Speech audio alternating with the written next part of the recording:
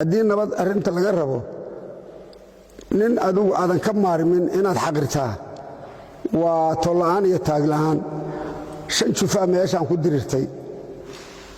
laba waa surre saddexna waa ammaan reer laba waa surro iyo cabdalle iyo waxa weeye qubays saddexna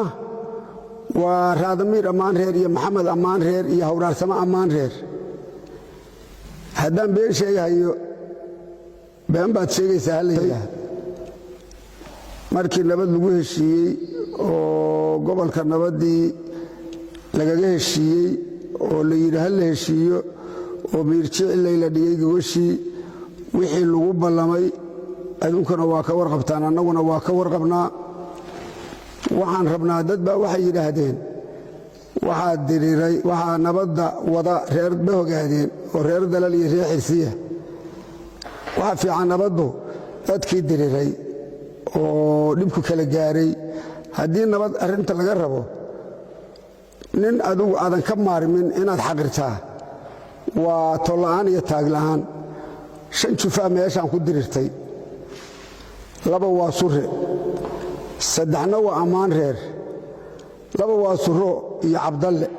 cabdalle iyo waxa weeye qubays saddexna waa raadamiir ammaan reer iyo maxamed ammaan reer iyo hawraarsamo ammaan reer haddaan been sheegahayo been baad sheegaysaa hala yidhaahdo haddii nabadda nuxrirkeeda la rabo saddexdaa jufo iyo labadaa jufaa diriiraya waa inay heshiiyaan waa in si mug leh faaraxugaas waa inuu uga soo qayb galo waa in hawraarsama ka soo qayb galo waa in maxamed ammaan reer ka soo qayb galo waa in surra ka soo qayb galo hadduu qubays yahay iyo hadduu cabdalle yahayba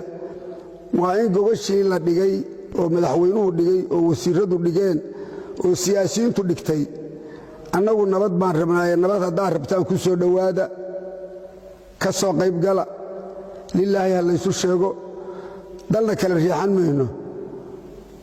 oo jeer iyo habeenka anugu aan dhashay anugu waxaan ku dhashay dhisaqa dhiil taroo caabudaaq baan ku dhashay 75 sanaanan jiraa weligayna wardheer meesha la yidhaa ma arag ilaahay baa iga galaadina maalin baan teg ceelkaa balanballana shisho uma dhaafin dhuusamareebna mar baan shisho u dhaaf intaas meeshaan ku wada noolayna aryahanaguna waa wada daaqahayeen geel annaguna waa wada daaqahayeene gaala iyo muslim hadday diriiraan heshiis baa dambeeya waxaa la qaataa intaan dadku baabi'in in la heshiiyo oo danta loo nuglaado oo nabadda loo nuglaado colku dhib badan buu leeyahay oo waad aragteen laakiin nabadda yaa ka dhib badan nabadda waxaa la rabaa in loo maro dhib badan loo maro wax badan la iloobo la fiiriyo aakhiradiisa iyo adduunka qofku iyo noloshiisa iyo maslaxaddiisa waa inuu garto nabad baan annagu rabnaaye nabadda ka soo qayb gala